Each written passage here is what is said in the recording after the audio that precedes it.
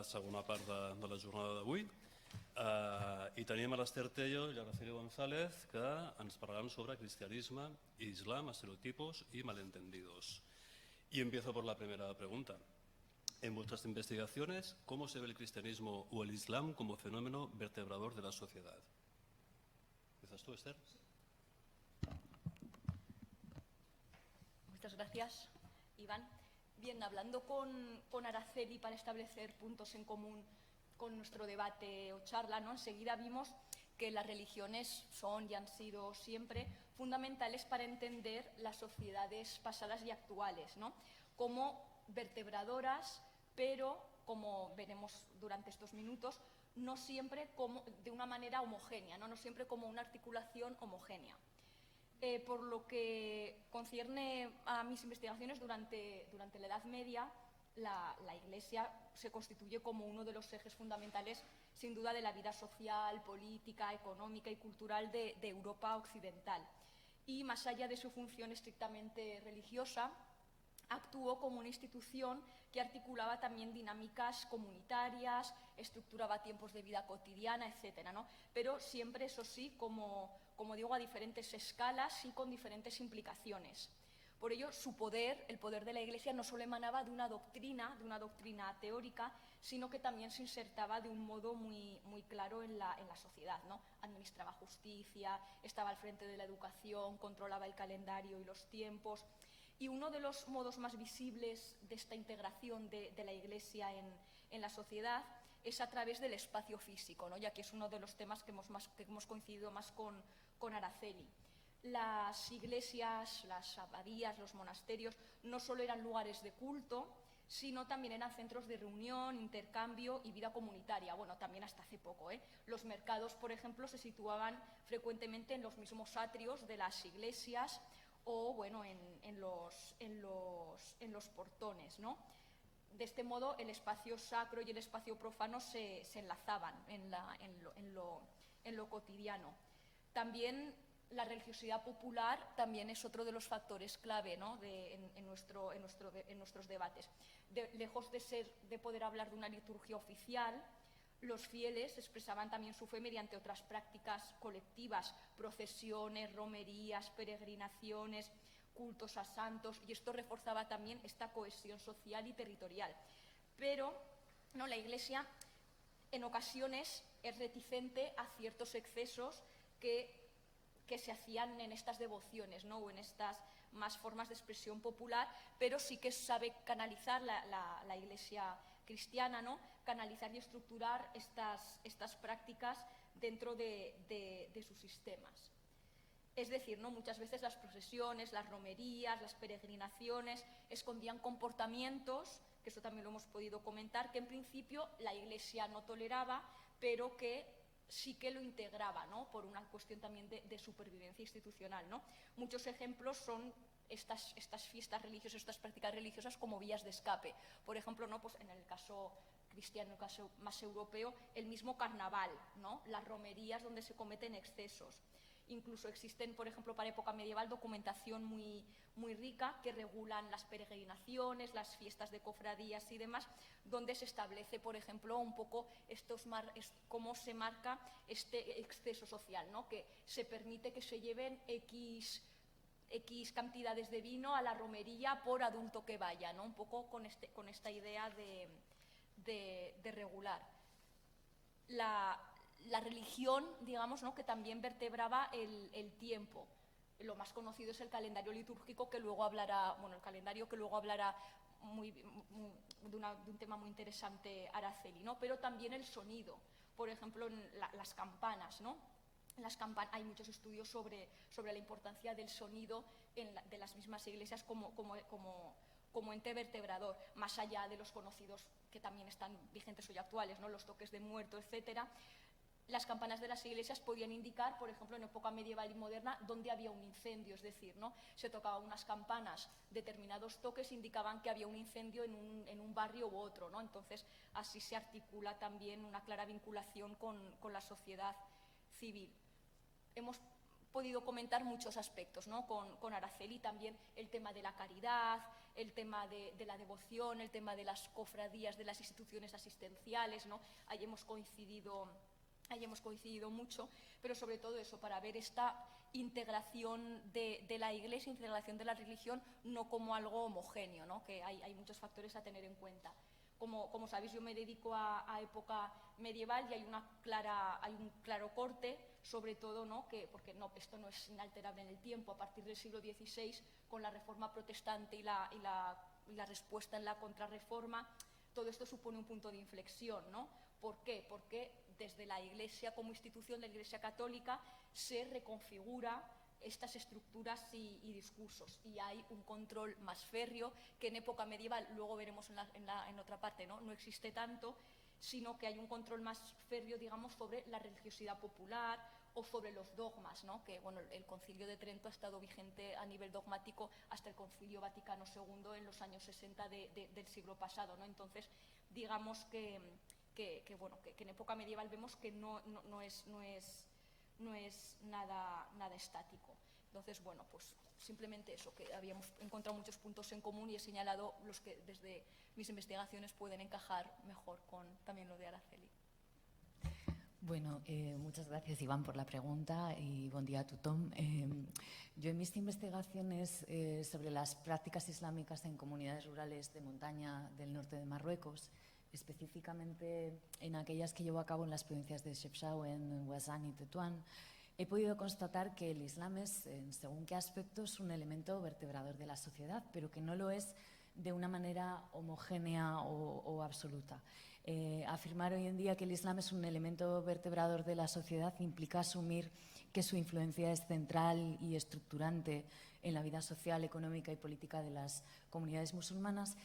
Y esta idea merece una revisión crítica, ya que puede encerrar supuestos problemáticos que simplifican la realidad.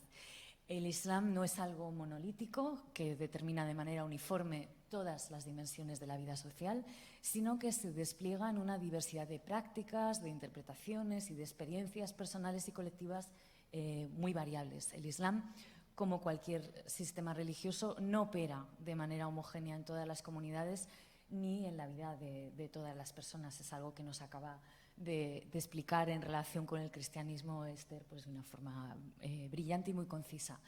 Podemos decir que en el caso de las vidas de unas ciertas mayorías o para amplios sectores de la población, el Islam y lo islámico tiene lógicamente un peso específico en la vida cotidiana y en las relaciones sociales. En uno de mis artículos, publicado ya hace tiempo, titulado Juxtaposing Time, un artículo que publiqué junto a Leila Oussams, profesora de la Universidad del País Vasco, Leila y yo explicábamos cómo la religión regula ciertos tiempos diarios y calendáricos a través de las prácticas religiosas, pero también subrayábamos la coexistencia de múltiples regímenes de tiempo en Marruecos.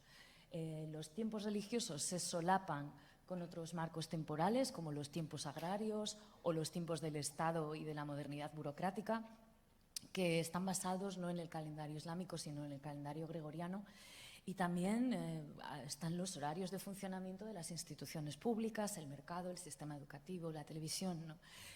Por ejemplo, las regulaciones estatales sobre el descanso semanal han introducido cambios en la organización tradicional del tiempo y en algunas regiones, y específicamente en Marruecos, el viernes, que es considerado el día sagrado islámico, ha sido un tanto desplazado como día de descanso oficial en favor del sábado o del domingo, en un intento de alinearse con los estándares temporales internacionales, ¿no? o más precisamente con los europeos, ¿no? Que es el área de influencia más próxima.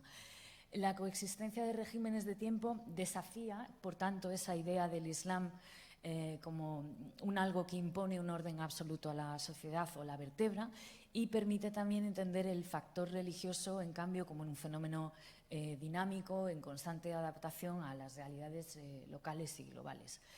Hay muchísimos otros aspectos que nos permiten ver el posible carácter vertebrador del Islam que no implica uniformidad. Existen además formas de religiosidad personal y colectiva, como ha explicado también Esther en el caso del cristianismo, que escapan o se sitúan en tensión con las interpretaciones normativas del Islam.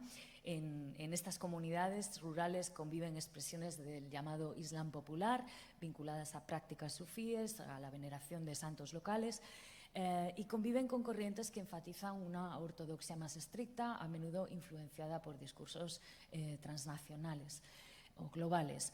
Las dinámicas contemporáneas difieren además de las históricas. El acceso a los medios de comunicación de masas y a la digitalización da paso a un nuevo flujo de ideas y de prácticas que pueden reforzar la ortodoxia, pero también la heterodoxia. Esta digitalización y el acceso a los medios de comunicación globales han introducido nuevas formas de autoridad religiosa y de circulación del conocimiento religioso islámico, dando lugar tanto a una reafirmación de la ortodoxia como a la emergencia de nuevos espacios de reinterpretación y pluralismo religioso. Por un lado, pues, con el auge de discursos salafistas y reformistas que han fortalecido lecturas más normativas de la religión, y por otro lado, pues, tenemos redes sociales, acceso a diversas fuentes de conocimiento que han permitido que los individuos elaboren prácticas religiosas más flexibles y personalizadas, alejadas quizá de modelos uniformizadores tradicionales de transmisión del saber. En definitiva, el Islam de estas comunidades rurales es un fenómeno dinámico, en constante reconfiguración, y si bien sigue siendo en alta medida un eje ciertamente estructurante de la vida social, su significado y sus formas de expresión están atravesadas por múltiples tensiones, negociaciones y cambios que responden tanto a factores internos como, lógicamente, a procesos globales que actúan con fuerza. Muy bien, y ante estas visiones que acabáis de plantear, ¿no?, integradoras, podríamos decir, ¿qué peligro tiene caer en tópicos? Bueno, vuelvo a intervenir, como habíamos fijado. Esther y yo decidimos en su día, ¿no?, que el subtítulo de esta conversación de hoy hable de estereotipos y de malentendidos, y a mí me interesa especialmente profundizar en esta última cuestión, la cuestión del malentendido, ¿no? Bueno, ha sido teorizada en las ciencias sociales y las humanidades repetidamente. ¿Y por qué me interesa? Me interesa porque es un riesgo constante, creo yo, en la producción del conocimiento, y no solo en las ciencias sociales y en las humanidades, sino en cualquier disciplina. Siempre que hacemos ciencia y queremos examinar la realidad, corremos el peligro de simplificar fenómenos que son muy complejos y dinámicos. En el caso del estudio del Islam en comunidades rurales del norte de Marruecos, que es, como ya he dicho, una de mis principales líneas de investigación, el principal malentendido, creo yo, es quizá la tendencia a asumir que todas las comunidades rurales viven y practican el Islam de la misma manera, o que todas las personas de fe musulmana practican y viven el Islam de la misma manera. Estas, que son generalizaciones que pueden parecer un tanto burdas, son lamentablemente generalizaciones recurrentes, ¿no? Y siempre van a estar ahí, ese riesgo va a estar ahí, especialmente manifestado entre quienes anhelan patrones amplios o explicaciones categóricas, ¿no? Hay un riesgo aún mayor también si pensamos en los reduccionismos culturalistas que no reflejan o no reflejan bien la diversidad de experiencias y prácticas personales y colectivas, ¿no? Y este riesgo se acentúa aún mucho más cuando el Islam se presenta como la única lente a través de la cual entender la sociedad, relegando otros factores que son ampliamente significativos e importantes, ¿no? En otras intervenciones anteriores se ha hecho alusión a lo interseccional, por ejemplo, ¿no? Ahí hay un foco metodológico, ¿no?, y epistemológico de interés. Un caso ilustrativo al que me voy a referir brevemente es el de la poligamia, o más precisamente la poliginia, ¿no?, que es un tema que yo estudié en profundidad en estas comunidades rurales del norte de Marruecos. Si bien existe, y esto es sabido, un marco normativo islámico y una regulación legislativa sobre el tema, que es a su vez de inspiración islámica y coránica, hay reformas sustantivas en la legislación actual marroquí, ¿no?, con una evolución concreta. Y los estudios etnográficos que podemos realizar en comunidades de montaña del norte de Marruecos nos permiten ver con mucha claridad que la práctica no puede entenderse únicamente desde una perspectiva religiosa, ¿no? En realidad, la práctica responde en gran medida en estas comunidades a factores económicos y a dinámicas sociales vinculadas con la construcción del prestigio masculino, o más precisamente del prestigio social de una masculinidad poligínica, ¿no? Es una práctica además muy entrelazada con concepciones locales del estatus, del poder y del reconocimiento social. Por tanto, la cuestión es mucho más compleja de lo que parece ser. Y el desafío no reside solo en desentrañar las múltiples dimensiones de estas prácticas, ¿no?, sino también en evitar los malentendidos que surgen cuando reducimos la realidad a explicaciones monocausales o pensamos que el Islam vertebra en tanto determina, ¿no? La sociedad, al contrario, es un entramado complejo donde lo religioso, lo económico, lo simbólico y muchos otros factores, clase, género y demás, pues se entrecruzan, y nuestro reto como investigadoras e investigadores es más bien captar esa complejidad, ¿no?, sin caer en simplificaciones. En este tipo de malentendido, en relación al caso de la poligamia o de la poliginia, tiene un papel relevante un asunto que Esther y yo queríamos tratar hoy, esta mañana, que es el de la medievalización, ¿no? La medievalización es un fenómeno discursivo y político mediante el cual se representa ciertas sociedades, especialmente las musulmanas, es el caso de mis líneas de investigación, ¿no?, siempre está presente, ¿no?, como ancladas en un pasado estático, ajenas a la modernidad y al cambio histórico. Es una suerte de reduccionismo temporal, la idea de que las sociedades de población de mayoría musulmana son sociedades ancladas en una suerte de edad media propia, pero homologable con la edad media europea. Y este discurso de la medievalización refuerza mucho la idea de que el Islam es una estructura inmutable que define de manera absoluta las prácticas sociales, políticas y económicas, ignorando o dejando de lado las transformaciones históricas y las realidades locales. Y la medievalización también opera en otros ámbitos, y aquí es donde reside su relevancia en relación a la poligamia o la poliginia, porque opera en la representación del derecho islámico, de la Sharia, como un código monolítico, inmutable, cuando en realidad es un sistema interpretativo flexible que ha variado según los contextos históricos y geográficos, ¿no? Del mismo modo, la vida religiosa y cotidiana en las comunidades rurales no es un reflejo puro de los textos normativos medievales, lógicamente, ¿no?, sino el resultado de una negociación constante entre tradición, necesidades económico-sociales y cambios históricos y contemporáneos, ¿no? En este sentido, evitar el malentendido significa cuestionar esta visión, que es una visión esencialista, y reconocer que las sociedades islámicas, como cualquiera otra, son dinámicas y están en constante transformación. Al reforzar la idea de un Islam monolítico y esencialmente medieval o medievalizante, ¿no?, se alimenta una visión más peligrosa aún de que las sociedades musulmanas actuales están atrapadas en estructuras históricas inmutables, ¿no? Y este tipo de representaciones influyen en el discurso público y en las políticas occidentales hacia el mundo islámico, lo que llamamos mundo islámico, ¿no?, ya homogeneizando de partida. Y justifica narrativas de intervención, de modernización forzada e incluso narrativas que hablan de choques civilizatorios, ¿no? Este tipo de malentendido, por tanto, no es accidental, sino que responde a relaciones de poder. Al insistir en la idea de que el Islam está atrapado en el pasado, se justifica la intervención política y la idea de que las sociedades de mayoría musulmana necesitan ser modernizadas, ¿no?, con esa concepción ilustrada y occidental, europea de la modernidad, desde fuera, ¿no?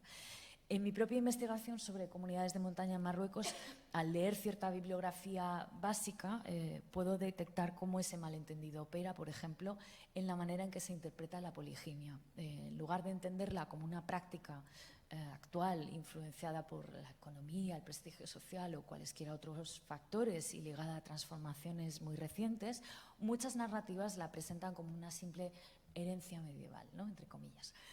Desde esa teoría del malentendido que mencionaba al principio, ¿no?, con todo lo que han aportado, por ejemplo, Ricoeur, Bourdieu, Geertz, Derrida o Umberto Eco, por poner algunos ejemplos, la medievalización del Islam es algo más que una simplificación. Es una distorsión que surge de marcos de interpretación fuertemente neoevolucionistas y neocoloniales que son muy problemáticos. Y el malentendido no solo afecta a la percepción del Islam en la esfera pública, me he referido a bibliografía académica, ¿no?, también tiene sus consecuencias en el ámbito político, en la esfera académica, en las asesorías políticas y otros ámbitos, y también, por supuesto, en discursos mediáticos sobre las propias comunidades musulmanas.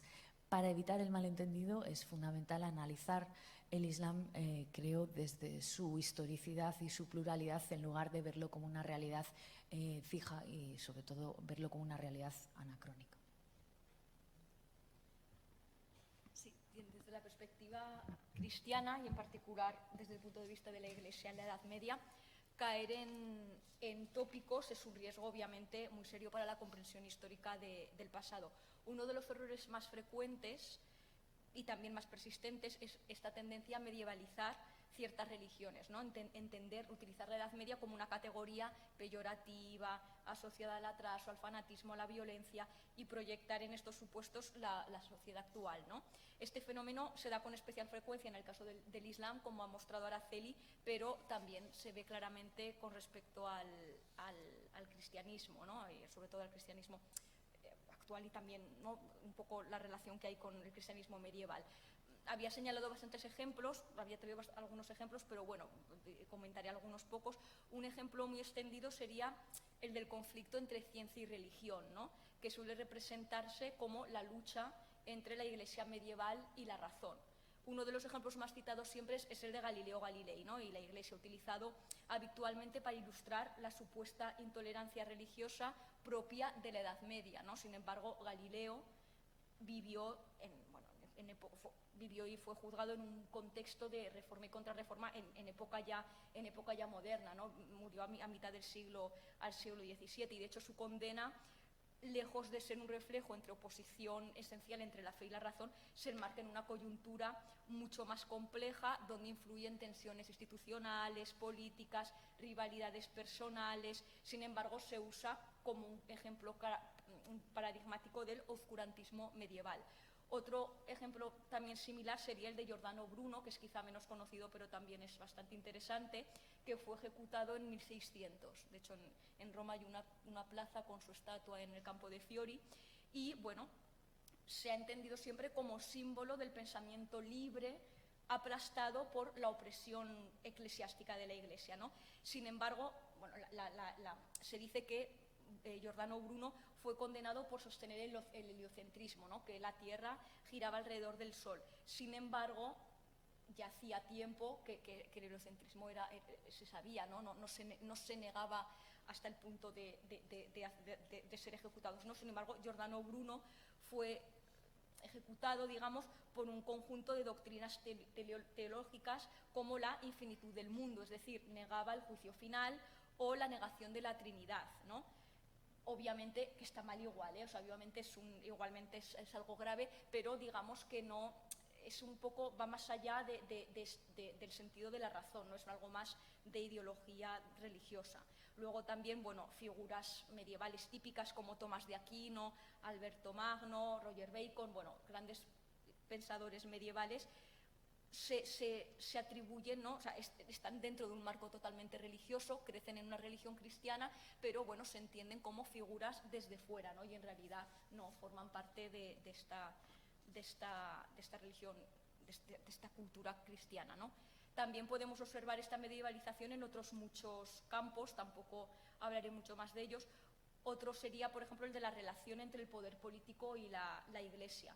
Es frecuente representar a la Iglesia como un aparato teocrático que oprime a la sociedad, ¿no? Donde hay una compleja relación entre el poder espiritual y el temporal, que obviamente es así, ¿no? Pero bueno, cada vez se va viendo más cómo es un continuo diálogo entre poderes, ¿no? Las que ya de la investidura no voy a hablar, pero bueno, que podría haber muchos más casos. Y bueno, también, por último, quería señalar simplemente este fenómeno del uso de la Edad Media o la religión medieval, ¿no?, como símbolo de barbarie, ¿no? Y se olvida, por ejemplo, que la intolerancia religiosa, las grandes guerras de religión o las persecuciones se dan en los siglos XVI y XVII, ¿no? Entonces, digamos que es también, ¿no?, con la Inquisición, los protestantes, los conflictos confesionales. Entonces, bueno, se entiende la religión cristiana como algo plenamente medieval y violento, cuando, bueno, hay que ir un poquito más allá, ¿no? Muy bien, y ya para ir cerrando, habéis escogido como ejemplo, para cerrar vuestro diálogo, nunca mejor dicho, la película El Reino de los Cielos, que de hecho ilustra vuestra presentación. ¿cómo se representa el Islam y el cristianismo en esta película? Y segunda pregunta, ¿qué habéis podido sacar en claro al comentarlo entre vosotras? Sí, a ver, decidimos elegir una película, ¿no? Pues porque era, bueno, algo también, bueno, pues que nos apetecía, era algo también divertido y sobre todo desde lo que a mí concierne para época medieval. Actualmente hay muchos investigadores que se dedican a estudiar el cine, videojuegos y demás, y hacen análisis profundos de estos temas, ¿no?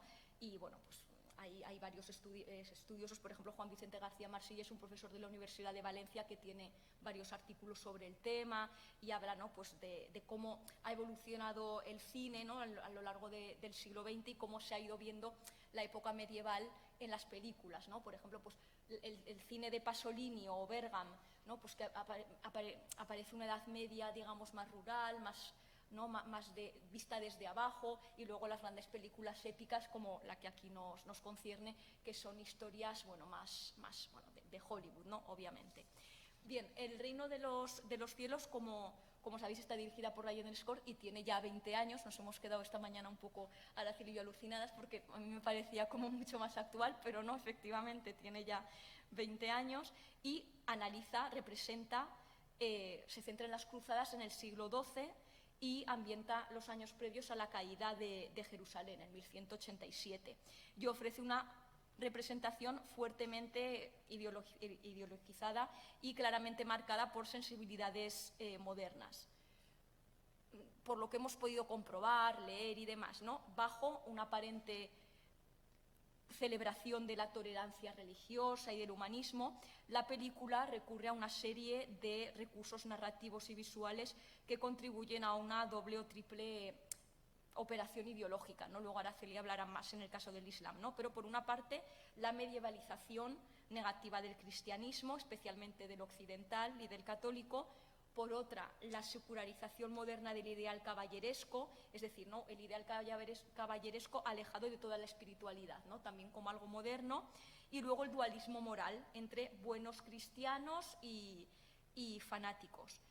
En cuestión, centrándome solamente en el cristianismo, para que luego Araceli haga lo propio con el Islam. Por un lado, ¿no? Los personajes que encarnan valores positivos, los personajes cristianos que encarnan valores positivos, como uno de los protagonistas, son siempre representados como racionales, pacifistas, tolerantes y escépticos de la religión, ¿no? O sea, en la película se ve que son escépticos de la religión. O sea, en la sociedad actual serían, podemos decir, agnósticos quizá, ¿no? Por el contrario, los personajes que son abiertamente cristianos o se relacionan directamente con instituciones religiosas aparecen bajo una luz totalmente negativa, ¿no? Sacerdotes cobardes, cruzados fanáticos, obispos cínicos, oportunistas, ¿no? Esta representación obviamente pues refuerza los tópicos que hemos dicho antes, ¿no? El cristianismo medieval como como un espacio oscuro de violencia y represión, ¿no? Bueno, luego ya lo veremos, ¿no? Mientras los cristianos son mostrados así también como crueles, sin embargo Saladino y sus seguidores, bueno, tienen otra perspectiva, ¿no? Que a veces, bueno, pues eso, que también no se deja ver de manera clara. Y bueno, podríamos hablar mucho más sobre el tema, pero creo que ya mejor que Araceli continúe con la parte del Islam. Gracias. Bueno, pues efectivamente cuando Esther y yo elegimos El Reino de los Cielos, lo que estábamos haciendo era intercambiar impresiones sobre esa idea que he mencionado en mi intervención anterior, esa medievalización de las sociedades de mayoría musulmanas actuales, y estábamos hablando precisamente de algo que a mí me llamó la atención en su día cuando vi la película, que es el atrezzo. Bueno, me llama siempre la atención cuando veo películas que representan el pasado medieval de sociedades islámicas de cualquier punto del planeta, y toda la ropa que veo y la joyería que veo es marroquí actual, ¿no? Porque las encargadas o encargados de atrezzo pues se han dado una vuelta por los zocos marroquíes y les ha venido bien chilabas, mantas, fíbulas, bereberes y demás, ¿no? Con dos focos principales, las películas sobre ese pasado medieval y las películas de vikingos. Los vikingos también llevan fíbulas, bereberes. Lo digo para cuando veáis una película de vikingos que os fijéis en este uso de la joyería bereber actual, ¿no? El Reino de los Cielos es una película que ya tiene 20 años y nos da la oportunidad, como ha explicado muy bien Esther, de ver las debilidades de una película que a priori, y según señaló en su día el director y también la crítica, pues buscaba cierta neutralidad en la representación de ambas religiones, de una película que efectivamente hace un esfuerzo y logra, en cierto modo, alejarse de los estereotipos tradicionales del cine de Hollywood, busca humanizar o dignificar a los personajes musulmanes, especialmente a Saladino, Salaheddin y su ejército. Esto, como es bien sabido, porque lo ha señalado el propio director y lo ha señalado la crítica, es fruto de un esfuerzo consciente que hace, porque la película se estrena en 2005, a unos años del 11S del 2001, en un marco de tensiones mundiales y globales, y Ridley Scott, lo que hace es, bueno, se propone escapar de ciertos estereotipos de amplia circulación en estos años. Si nos fijamos, no obstante, en la representación del Islam, pronto veremos que la película no está exenta de sesgos y de algunas evidentes simplificaciones. Por ejemplo, las diferencias religiosas se reducen en ella a una cuestión de poder y política. Y la película presenta a los musulmanes como un bloque muy, muy homogéneo bajo el liderazgo de Saladino, y Saladino aparece además como un líder completamente idealizado. No siempre fue extraordinariamente clemente, que es algo en lo que insiste la película una y otra vez, porque en la película aparece uniformemente como un líder noble y justo, sabio y honorable, que respeta la tregua con los cristianos, ¿no? La victoria en la batalla y la posterior toma de Jerusalén pues son muy pacíficas, no son representadas como actos de ninguna brutalidad relacionada con el conflicto bélico, sino como un restablecimiento de un orden legítimo tras una multitud de agresiones cristianas, porque sí que es cierto que hay personajes cristianos representados en la película con una crudeza extraordinaria. Y de hecho, una de las escenas más conocidas de la película, esa escena cuando Saladino entra en Jerusalén y recoge una cruz caída y la vuelve a colocar en su sitio, ¿no? Simbolizando un extraordinario respeto por la fe cristiana. La película sí que logra romper con una visión orientalista tradicional de los musulmanes como bárbaros o fanáticos. Sin embargo, algunos críticos han señalado que en su intento de presentar a los musulmanes como más civilizados que los cruzados europeos, la película cae en una idealización excesiva de Saladino, que se convierte en un símbolo casi perfecto de la tolerancia y del honor, y en una especie de ilustrado europeo, ¿no? Casi francés. Y la película también nos presenta pues un Islam sin dimensión cotidiana y real, sin diversidad de personajes, ¿no? Porque excepto Saladino, su hermana que la matan y poco más, ¿no? Y su ejército, que es monolítico, ya digo, sin diversidad religiosa ni doctrinal, bueno, pues aparece esta homogeneidad, ¿no? Y es curioso porque este ejemplo, a mí me gusta esta película porque nos permite ver cómo una visión positiva no tiene por qué ser más compleja que una visión negativa, o que una visión negativa no tiene por qué ser más simple que la visión que ofrece esta película, ¿no? Y cuando la representación es positiva, lo que nos pasa es quizá que nos cuesta más ver que efectivamente se ha hecho una simplificación y que también existen en ella, en la película, aspectos problemáticos o reduccionistas o culturalistas en la representación. Y hay un desequilibrio bastante evidente en la narrativa. Los cristianos son muchos, ya digo, tienen conflictos internos, una agencia extraordinariamente variada, pero los musulmanes se mueven a una como una unidad monolítica bajo el liderazgo de Saladino, y la película no nos ofrece una representación de los musulmanes como actores históricos complejos. Bien, pues muchas gracias a Esther y a Araceli. Tenemos ahora unos 10 minutillos para preguntas, así que si hay alguna pregunta, comentario, ahora es el momento.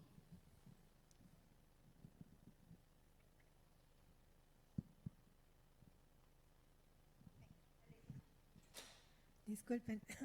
Bueno, pues mi pregunta va sobre cómo se define el cristianismo y el islam en términos contemporáneos, y cómo contrasta con la forma en que se entiende el cristianismo y el islam en sus estudios. Lo pregunto porque por ejemplo, con el tema de la película y la toma de Jerusalén, hoy día, como ustedes saben, desde Estados Unidos, los cristianos evangélicos están llamando por la reconquista de Jerusalén, ¿verdad? Hacerla cristiana de nuevo. Y tenemos todas las atrocidades que existen en Palestina. Y por otro lado, también tenemos esta presentación hoy contemporánea del Islam, ya sea con, o sea, las dos caras de la gente totalmente oprimida de Palestina, y luego tenemos también los actores de Arabia Saudita que son magnates, o sea, supercapitalistas. ¿Cómo ven ustedes esta proyección de lo que ustedes han encontrado en sus estudios y lo que podemos sacar para que nos ayude a entender la forma en que se representa el cristianismo versus el Islam hoy?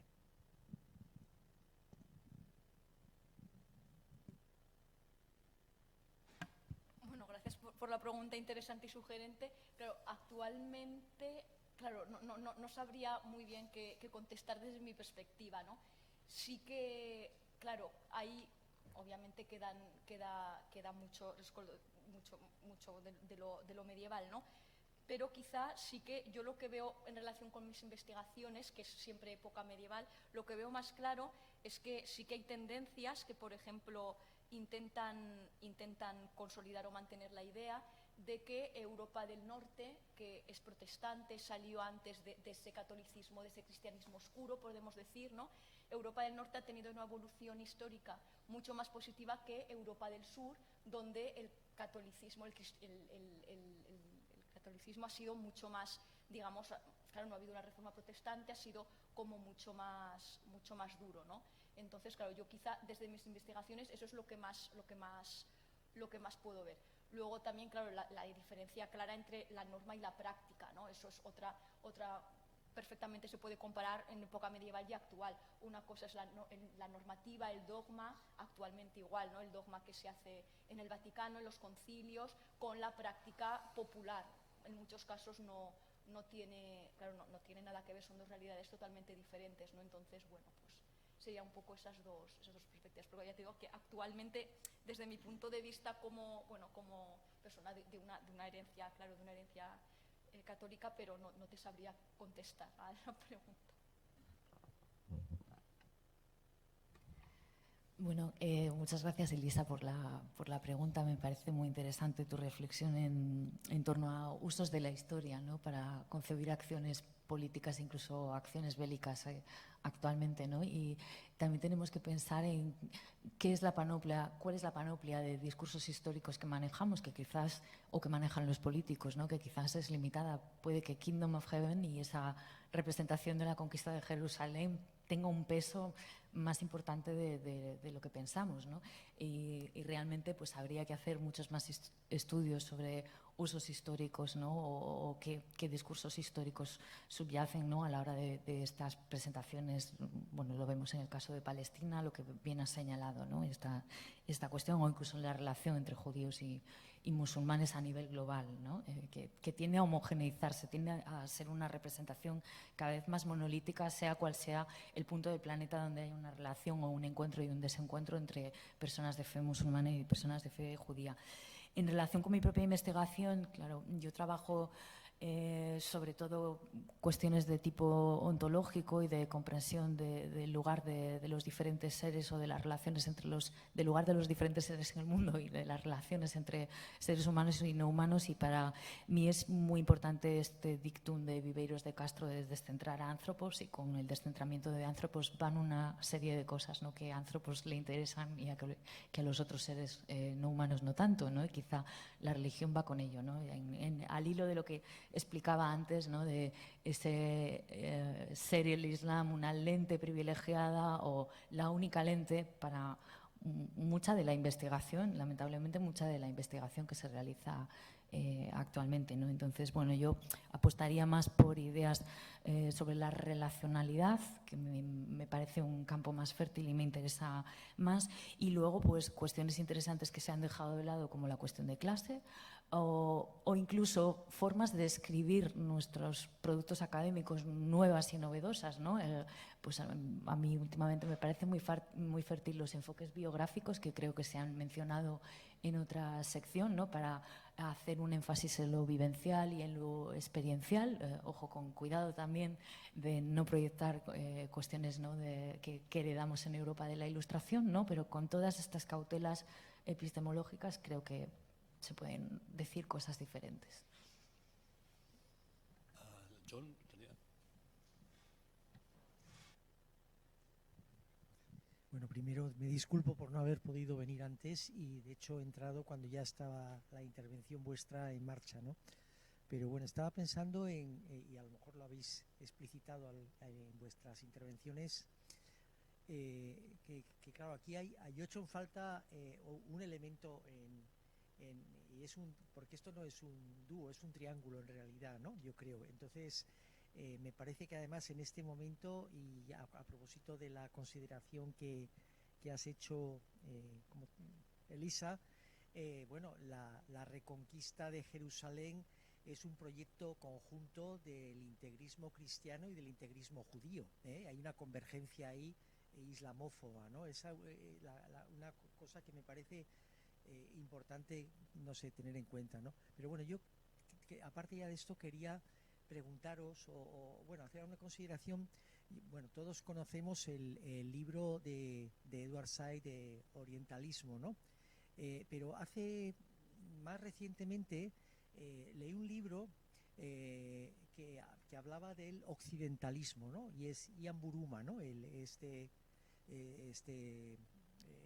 estudioso holandés, me parece originariamente, aunque él creo que escribe en inglés, ¿no? Entonces quería preguntaros bueno, porque me parece que hace un poco referencia a todo el mundo de los estereotipos y de alguna manera también pone la carga también en los estereotipos peyorativos de Occidente y en la consideración fuera de toda sospecha de Oriente, ¿no? Entonces, si tenéis alguna opinión formada sobre este asunto.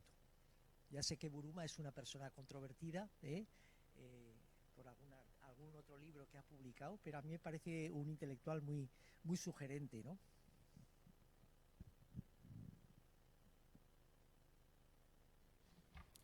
Bueno, te agradezco mucho, John, la pregunta y me parece muy pertinente. Yo creo que estos enfoques son muy interesantes, los enfoques que desarrollan la cuestión del occidentalismo y de las percepciones locales de Occidente, ¿no? Desde cualquier punto del planeta, en este caso, bueno, pues desde aquellas sociedades a las que previamente Occidente habría occidentalizado, ¿no? Creo que esta cuestión se ha tratado con un poco de ingenuidad, ¿no? Desde Europa, el haber pensado que ciertas élites no estaban generando a la vez un discurso, como dices, ¿no? Pues pleno de estereotipos, ¿no? Y pleno de malentendidos también sobre lo que era ese nuevo bloque monolítico, ¿no? Retroalimentado.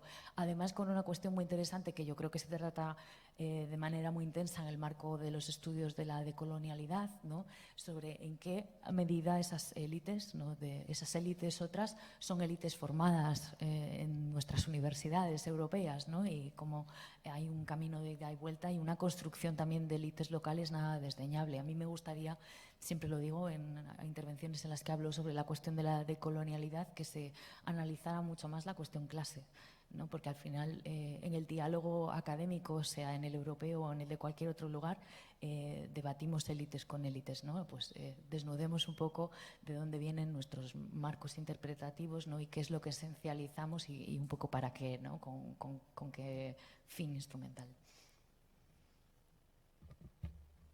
Gracias, John.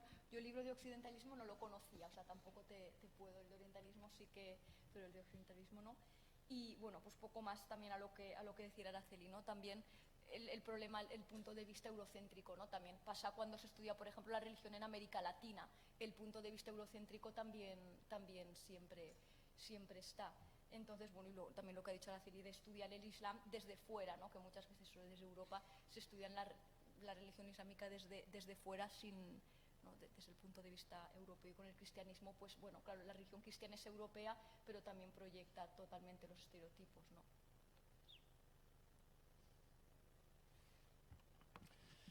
¿Alguna altra pregunta, comentari? En Pere? Darrera pregunta, no? Moltes gràcies per... Funciona? Sí? Sí, sí. Moltes gràcies per la conversa, ha estat realment molt interessant. Jo no, en relació, només un comentari en relació a la pel·lícula del Reino de los Cielos. Clar, jo quan la vaig veure, el primer que em va venir al cap va ser el llibre d'Amin Malouf, Les cruzadas vistas por los árabes, del 83. Clar, vaig dir, ostres, han plagiat l'argument. L'han canviat, l'han retocat, però la sensació va ser aquesta, no? Una mica com si l'haguessin adaptat, no? Efectivament, amb els tòpics que dieu. També s'ha d'entendre que s'ha de posar el producte en context. És un producte de cine, per masses, i això s'ha de simplificar per força. Però em va recordar una mica això, també és veritat que trenca una mica la línia.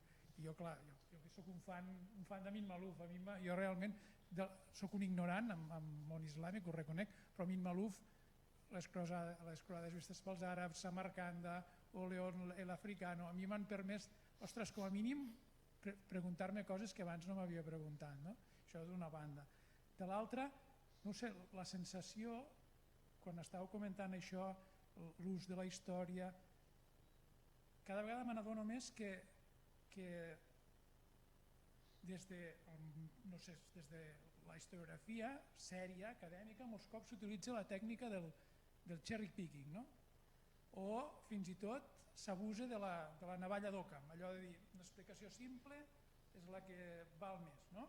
I en aquest cas, doncs clar, efectivament, una societat associar cristianisme, catolicisme, amb corrupció, amb decadència, l'últim Premi Nobel, Acemoglu, el seu famós llibre de Per què les White Nations Fail, doncs clar, efectivament, l'imperi espanyol és un imperi catòlic, per tant és un imperi amb èlits corruptes, per tant és d'una associació automàtica, una simplificació que, com tu deies, Araceli, les coses no són simples, les causalitats són complexes i nosaltres el problema és que potser des de l'acadèmia també ens abonem amb aquestes explicacions simples i fem associacions, això d'islam, és dir, un islam que és incapaç de tenir institucions econòmiques estables, un islam que és incapaç de tenir bancs, de tenir crèdit, quan és fals.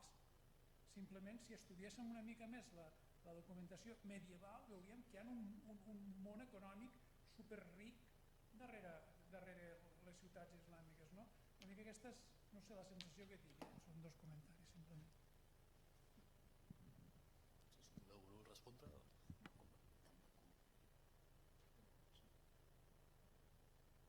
Yo te agradezco los comentarios y como creo que vamos muy mal de tiempo, si Esther no quiere decir nada y quizá no abusamos de esta sección y lo dejamos aquí, no sé.